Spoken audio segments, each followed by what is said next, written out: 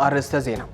أب زوبا معراب تجري قبل على زلوا تجارو حزون أب مجزع عدو من مربته من كم كلا درجة زيجاتات تقوت يروم يسبقون زي زاريت انتي في تصمم من كم زلوا Human Rights Watch علاو جيرو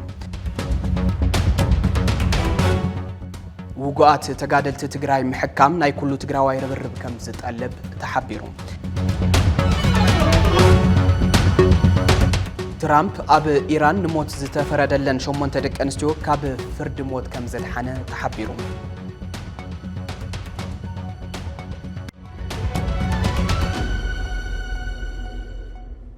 أزي أقل قلود فنوة تجري TBS تلفزيون سلام تعنا هبلي كبراتن كبرانن كاب TBS ورق أوي زفنو زينا بالرقل لمون كم وترو أواناوي حبريتات حيزو قريب اللهم نلومي ميازي عسرت حمشك لتشان عسر شو منتن عامة مردما أبز تفلالي عودتات زدهبو حدش تفتس آمتات حيزنا لكم قريبنا لنا أنا ناتنا الفلك أحبيركم كتنحي سنايم كتتال فلما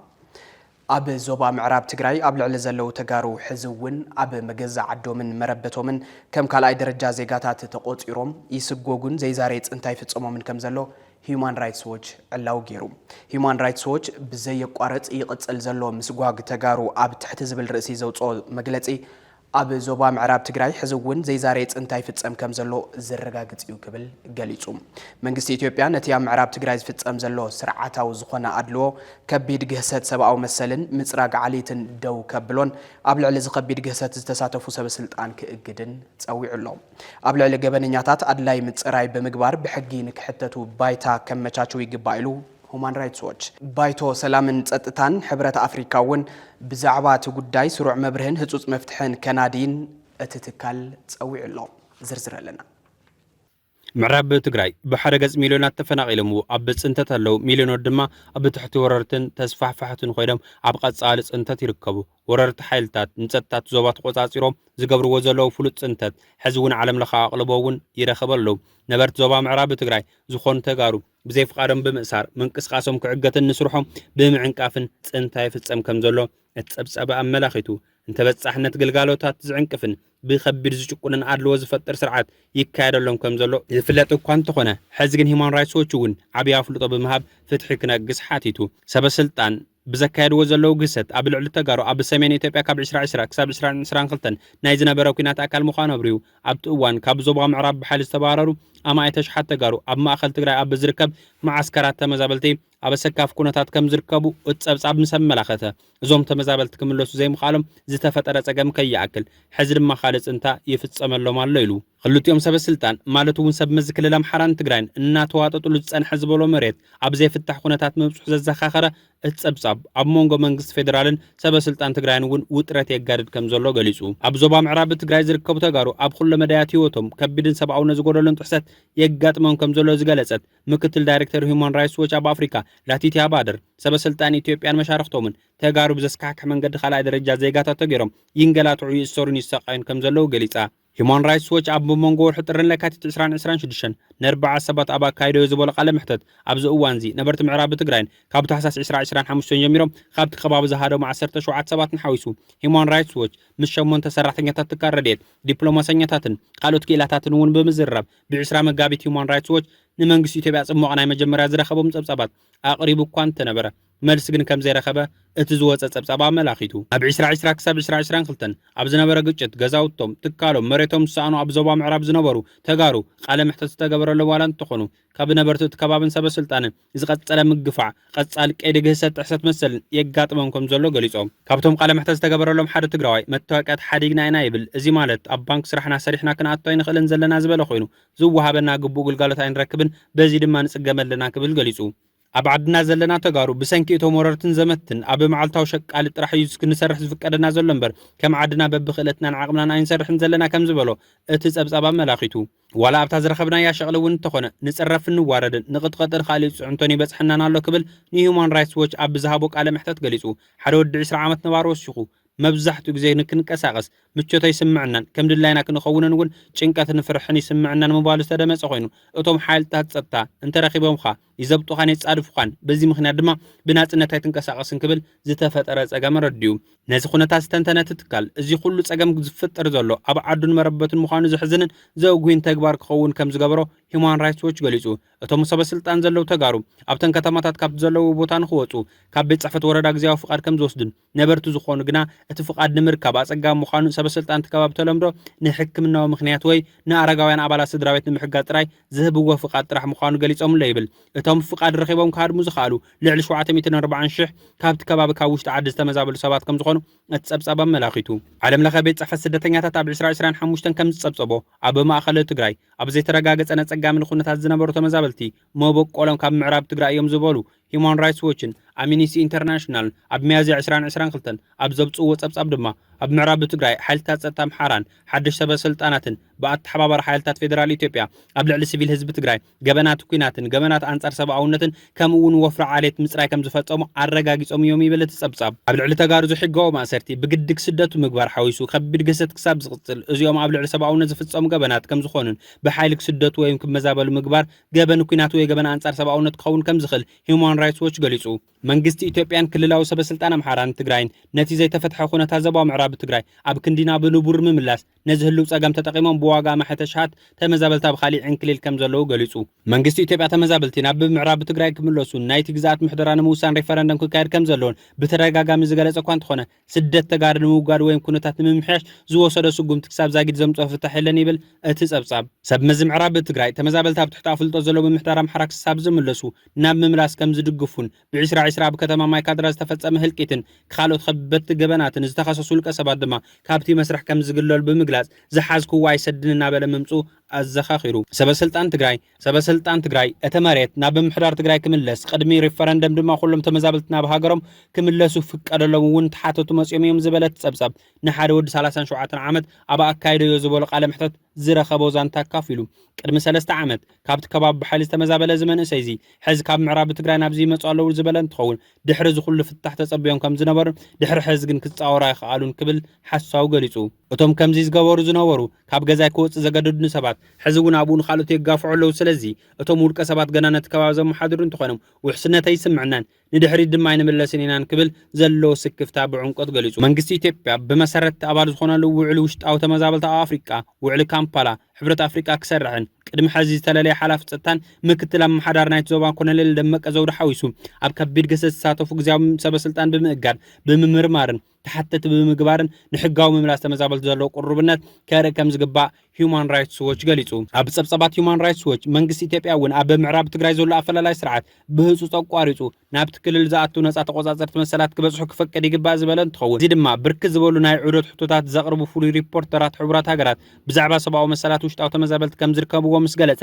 መንግስቲ ምስ ተመዛበልቲ ማሕበረሰባትን ዝምልከቶም ትካላት ሕቡራት ሃገራትን ተቆጻጸርቲ ሰብኣዊ መሰላት እውን ብምትሕባር ምምላስ ውሕስ ወለንታዊ ጽጹይ ሓበሬታት ዘለዎን ክብሩን ክኸውን ክሰርሕ ይግባእ ክብል እትጸብጻብ ይሕብር ኣብቲ ዞባ ብዛዕባ ኩነታት መሰላት ጸብጻብ ክህብ ዝኽእል ዱልዱል ናይ ሕብረት ኣፍሪካን ሕቡራት ሃገራት ምክትታል ህላወ ክድግፎን መንግስቲ ቅድሚ ምምላሱ ምጅማሩ ንሓለዋ ፍሉይ ትኹረት ክግበሩን ይግባእ ይብል ኣብ ሰሜን ኢትዮጵያ ኣብ ዝነበረ ግጭት ኣብ ገበን ተሳትፎ ዝነበሮም ካብ ስምምዕ ጀሚሩ ናብዚ ድማ ኣብ ከቢድ ገሰት ተሓተቲ ዝኾኑ ሰበስልጣን ኮሎኔል ደመቀ ሓዊሱ ዕላማ ዝገበረ እገራ ክግበር ከም ዝግባእ ዝገለጸ ትካል ሕብረት ኣውሮጳ ሕቡራት ሃገራት ሕብረት ኣፍሪካን ካልኦት ኣብ ዞባ ቀርኒ ዘለዉ ልኡኻት ምስቶም ወገናት ኣብ ዝገብርዎ ዝርርብ ተሓታትነት ገሰት ሓዊሱ ስክፍታታት ሰብኣዊ መሰላት ማእኸል ዝገበረ ቅዋም ክሕዙ ይግባእ ኢሉ ባይቶ ሰላምን ጸጥታን ሕብረት ኣፍሪካ እውን ብዛዕባ ኩነታት ስሩዕ መብርሂ ክወሃቦ ክሓትት ይግባእ ኢሉ ሰበስልጣን ኢትዮጵያን ሃገራውን ዞባውን መሻርክቶምን ነቲ ኣብቲ ክልል ዝቕጽል ዘሎ ወጥሪ ማእኸል ዝኾነ ቅልውላዊ ምዕራብ ትግራይ ሸለል ምባል ደው ከብሉ ይግባእ ዝብል ጸብጻብ እቶም ጅምላዊ ቅልውላው ዝመርሑ ዘለዉ ሰባት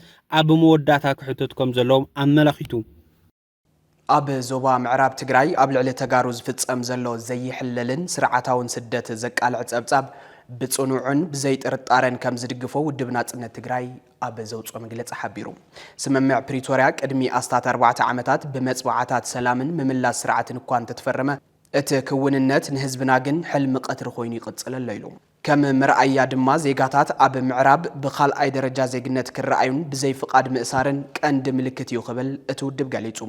በዚ ዝካየድ ዘሎ ግፍዕታት ብቐዳምነት ተሓታቲ መንግስቲ ፌደራል ኢትዮጵያ ይዝበለ ውድብ ናጽነት መንግስቲ ፌደራል ንሲቪል ተጋሩ መሰሎም ክከላኸለሎም ኣይከኣለን ጥራይ ዘይኮነስ ተሓባባሪ ሃንዳስ ስቃዮም እውን ኮይኑ ጸኒሑ ይብል እቲ ውድብ ኣብ መግለጺኡ ጊዜያዊ ምምሕዳር ትግራይ እውን መሰረታዊ መሰላትን ድሕንነትን ዜጋታቱ ምውሓስ ብዘይ ምኽኣሉን كخنن زجبؤ تجباراتن نتوم أزيوم تقلعت زخون هزبتات أب عنوة زجدفة السكاق سب أو عنوة سقيلو مرأيو زحزنيلو أب مقالة أب 7 كاري زركبو تمزابلتي جزياوي معقوبيهم كفرس بمخالون سدرابيتات كبيد وحج كأتوم مرأين زحمم سقطاو سانة كم زخونة ودبنات إن التجراي وسيقو قليتهم اتخونتات أب كبيد درجة بتسحم هلا وزملاقتي زبالة اتودب حبرات هاجرات عالم حبرات أفريكان سفيح محبر سب عالمن بقلطوف نتوم زساق يزلو وجنات قلح كبلهم تسويعون هلو خونتات زبا معراب كعرين تقوينو أب أزم محدر زلو من محدار كأجد أب كلهم تمزابلتن سدتنياتاتن كم أون أب سودان زركبوا بتأميت الساقي وجناتنا قلتوف سبعة وحاجز كبت صحن جبنياتات جبنات كويناتن جبنات أنصار سبعة ونتن بحجز حتى توزجبر ناس أهجراو مرمارة أكل كمسرتن كم أون بقلتوف ورر تحيلتات كابت تجراي كوتون ود بنات إن تجراي أب مجلس ملاقيتو أب تجراي كبيد ناي فاينانس كلولاو تفتيرو خمسلو بيرو فاينانسن متحب بارهفتن تجراي أفليتوم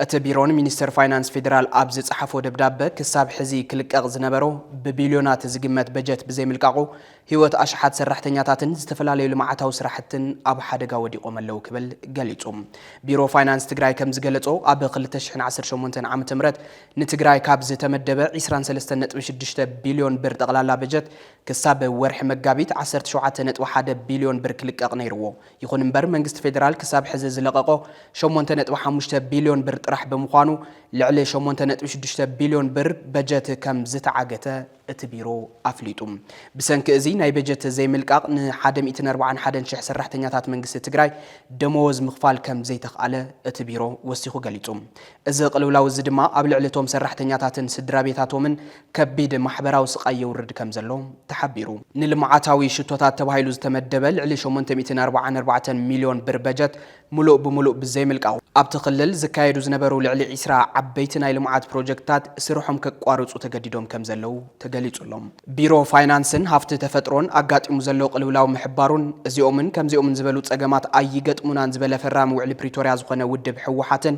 كلتيو زجاجون نهزب زي أنفتو سانن يزبلو بزوحات يوم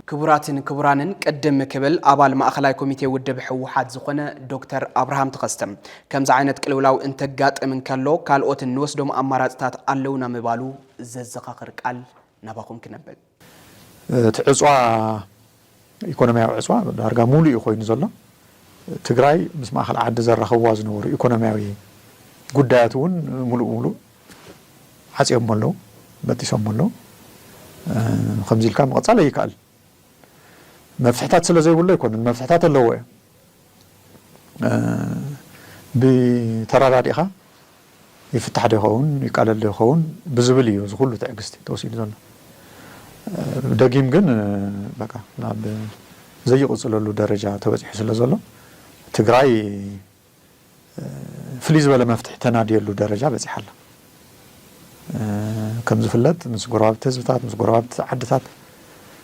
صبوا محزنتي فتر زلو تمت امان عبي زخي زلو نحور حدا قاون أنصار لي وهم اللزوم حزبات زيهم سلازي تجراي مسمع آخر عد زر خوازنا برا إيكونومياوي قدات ملو عادي وصل زلو نقص إيتكا تجراي كم زي لحد كتسل هيتخلل عمارات مفتحي توصل له درجة بس حلا زبل أمنتي وزلني سلازي مفتح له وقيم نابزو مفتح تازيهم متأتولو وان بس حلو زبل أمنتي وزلني سلازي بس جرنا إنا خنفتح منجستنا يملسلنا زبل وسانة ما أخلاي كوميتي حوحات صعبو أمرار حوردا كتمان الزوبان كم أول لعلوة مرار حات ودب كم زت نقوه أب محبراوي دهرجات ودب حوحات ترقب حبريتا أم لاقيتم أبتي هزباو منجستنا نمختنا بزبل مري حساب استسالة مدرخ استساتفو أمرار حوحات ما أخلاي كوميتي اتودب نمملاس بيت مخري منجست تجراي عمل كيتو نزحلفو وسانة بعمق وتنسفحات زتينا دحر مبال اتوسانة بمقبال بعل شدشت قوام مجلس بموضع كم زازة مفليتهم إذا قوام البريزيدنت اتجزاو من محدار حويسو ببزحات تقاومو كم زبصحو يذكر اتقوام مجلسي يقتصل مع خلاي كوميتي ودونا نمملاس بيت مخر منجست تجراي عمل كيتو نزحلفو وسانة بعمقوتن صفحاتن زتينا إزي السعر قوام وسيدنا لنا حد ما أخلاي كوميتي ودونا حوحات ዝተወንዘፈ ቤት ምኽሪ መንግስቲ ትግራይ ናብ ስሩሑ ንኽምለስ ዝሕለፎ ውሳነ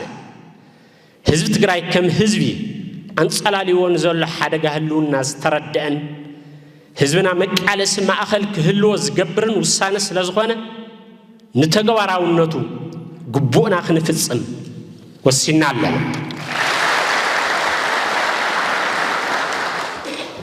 ክልተ ማእኸላይ ኮሚቴ ውድብና ሕወሓት ዋላ እኳ እቲ ሓላፍነት ናይ ቤት ምኽሪ መንግስቲ ትግራይ እንተኾነ ኣብ ኣጣይሻ ፈጻሚ ኣካል መንግስቲ ትግራይ ንኹሎም ዓቕምታት መኸተ ዝሓቐፈ ክኸውን ከም ዝግባእ ዘቐመጦ ኣንፈት ንህሉ ኩነታት መኸተና ዘገናዘበን ዓቕምታትና ወዲብና ንዝመፀና ብድሆታት ክንምክት ዘኽእል ውሳነ ስለ ዝኾነን ንተግባራውነቱ እጃምና ክንዋፃእ ኢና ሰለስተ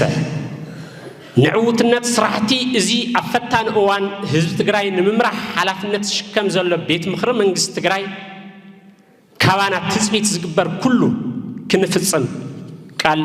ንኣቱ ኣርባዕተ ማእኸላይ ኮሚቴ ውድብና ሕወሓት ምስ ስርዓት ብልጽግና ዘለዎ ፈላላየት ብዘተን ድርድርን ክፍትሑ ከም ዘለዎም ዝሕለፎ ውሳነ ንመትከላው እምነት ህዝብናን ውድብናን ዝኾነ ሰላም ሕዝውን ዕድል ዝህብ ስለ ዝኾነ ካባና ትፅቢት ዝግበር ኩሉ ክንፍጽም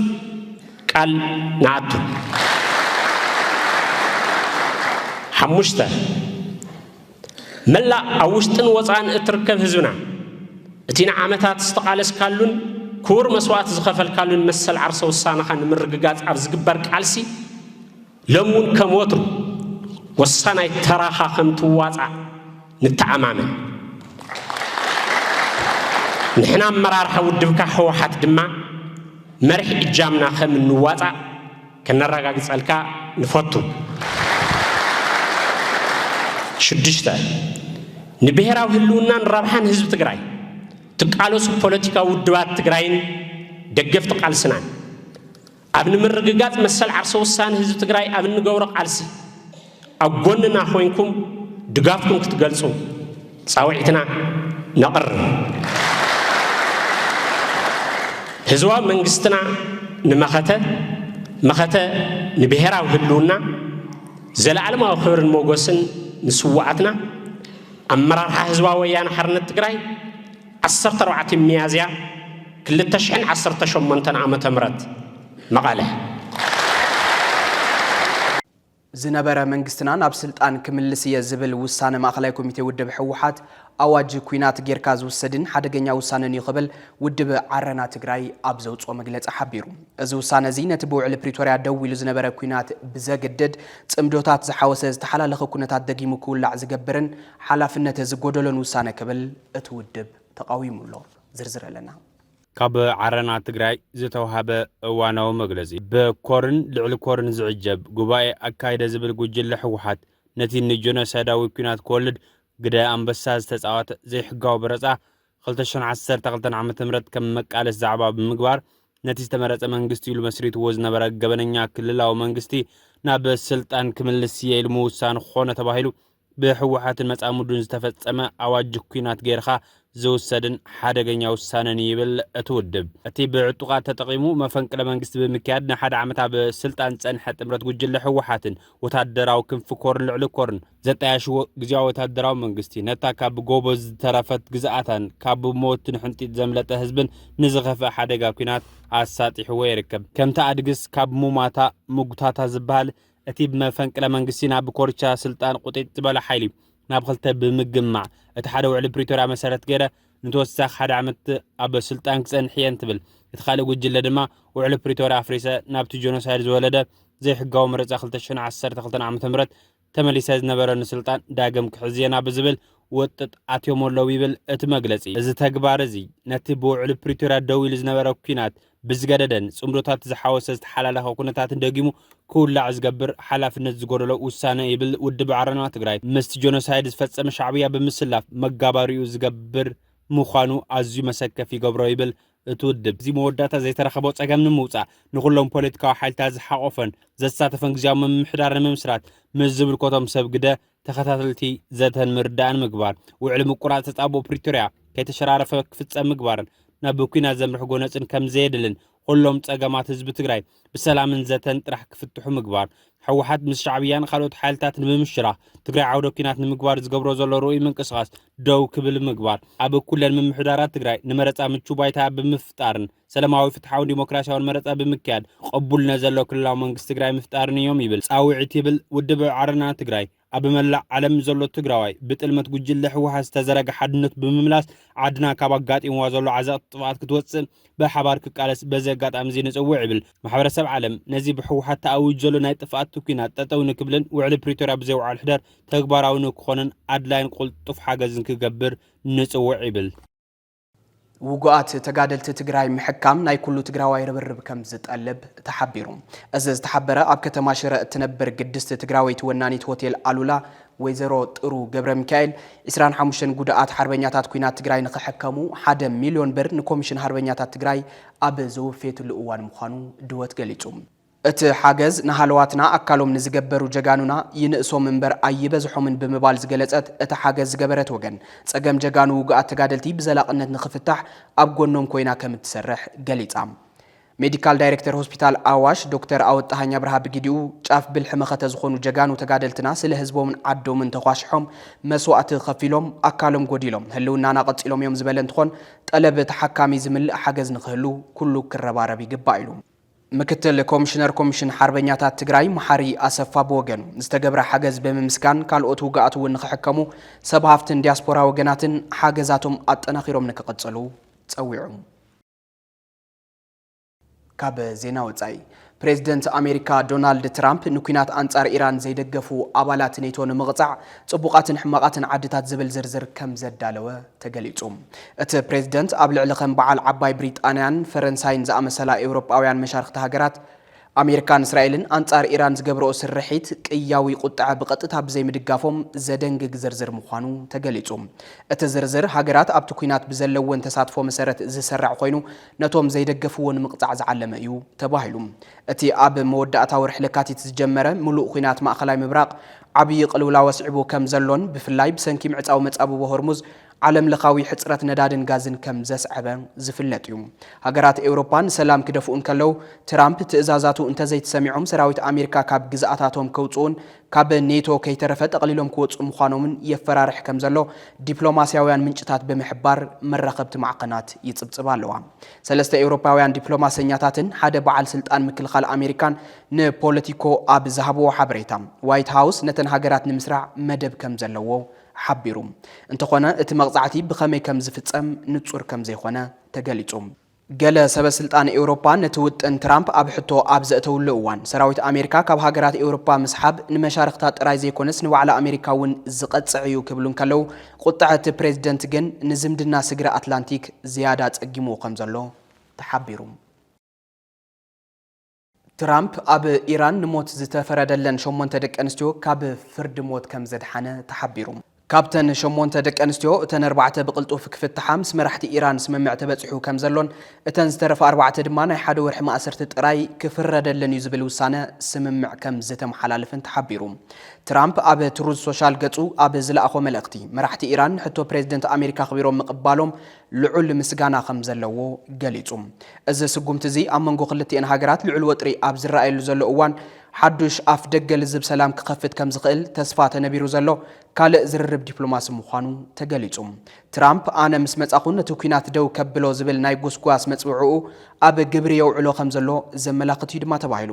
መራሕቲ ኢራን ሕቶ ትራምፕ ዝሃብዎ እወንታዊ ምላሽ ምስ ትራምፕ ኣብ መዓዲ ክዘራረቡ ድልውነቶም ዘርኢ እዩ ተባሂሉ እቲ ዝርርብ ክልቲአን ሃገራት ውጽኢት ናይቲ ኣርት ኦፍ ዲል ወይ ድማ ስነ ጥበብ ናይቲ ውዕል ዶ ይኾን ዝብል እውን ሕቶ ብዙሓት ኮይኑሎም ኣብ መወዳእታ ዜና TBS TV سرع فنوا كابز جمر الأوان فلمو ببورحو فلينا تقرأ أنفتنا نترى زينان مدباتن قريتو أب مفنا ومتنوحي ذكر إذا حزنا يزلنا ورح ميازيا أب تجراين زحلف حمش عمتات زقت سألو عبيت هزباوت أجمات حزون صفحات عمقة وسيقوم يخدم مهلهم صعبو يفرز زلو خبر بهير ياس زلو دمق تاريخا يبتن زلو من نتاو بقتان سقات كوينات حوسو وقفت روزق الودكات أب مقرام زدها بخوينو نهارو كوينات نمكل خال بايتا سلام نمسفحن كمتشو أب أجداس نتسالساي مجدي كتسمديوم بحر الهقان بوليتيكينياتاتن إتا منجسنت تتقلب زلا تجراي تسقم تجراي أب تجراين بدك تجراين أب كندن مقلاي مفتان حقا ترقات قليون سمين قليون دبوب تفناجلو نهر بوليتيكانا بتقنتات تقارنوتاتن ربحا حزبي حزون بزخدو قونتساتن زقلت كوينو لهم أبز خمس زبالة مفنجال ما أقلو تجراي زقبر نزداليو ربحان زمدنا عندما مسمين يكون دبوب أب تمتات أنا ميزان كوين ركب زمسرت بوليتيكا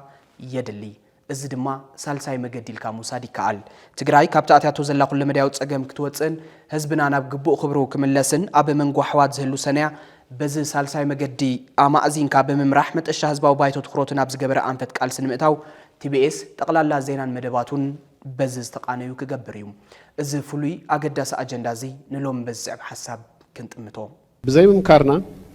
لعلي 4% جزاتنا توريرو أو كندي سميرنا بكل مداي نعمم ساساتنا خنت هلالخ بوليتيكا تجراي مساسيتي وررتنا خويني بزي مكارنا لعل 1 مليون حزبنا نابرو أو كين داغيرو عدد موت تميت حمام قري صحاين زنابن كاوز خونو 5 عامتي بزي مكارنا بوررت استغوبت جزاتنا كي حوسه حويات تجراي نجزيو تقطرو كوات هاليني بزم الكوتو خجلت جن أما $8 بليون كم استقلب مصنعتي كوميشن جنوسايد تجراي يملخت نحنا يترف سرع داقم هنسات كنجمرن توسخ انفستمنت كنسحبن ساساتنا خنتهلالخ مسرتاو دحننا تهزبنا زي نحلو تجراي زفرحة تجراي تفتر سلزلايا بزي ممكارنا قطاوات تجراي عين مرفوع طفيوه تركب عد زخنه منسي اقرونا وزمرحو يفلسلو منسي تجراي بسدت يصنتلو بزي ممكارنا بما يتشح زغصرو جاغانو حيل مخته تمور تجراي علامه خنعطقم سزيكالنا ناو دنغرغر نأتو ملنا بزي ممكارنا تجراي زغير جزيف هفت تفطرو بحلفي معادن مريتن عبزل على ورا أتينا تجراي كغير زخل حفتي ملو تجراي عنوت دارجا نوع لنا بزي ممكارنا هزب ونا سلطان سزيكونا وجحت صبحه أو طابيا أو وردا أو زوان سرع قلقالوتن في التحسينو حزبنا انقلات علو بزي ممكارنا سقاعات استدعنا نو بوليتيكا تجراي من الوقت يون زرع دليا نسمين ندو نمعراب كواتت سنة البونا تجارو يمقاقلالو بزي ممكارنا حزبنا تسفى نغورزة زجدد مدفئنا زخونا منقد عتقن عمزن ينادلو بزي مكارنا طفعاتنا زمنيو صلاة تجراي بستحت واقع تجراي نخطفو نتجارو الله يزبلنا يطفات حجز يقبر له بحافشة بزي مكارنا منقسنت نعالم زمهرة نبار هزبي بسلطان تغمن عننتن عويرنا ساساتنا خنبالع نعم منقست الوانت نمر حلنا سلاز خنون ذاتن مردا أن تجارو دونجيو خبحال تزي خوينو ناي قدني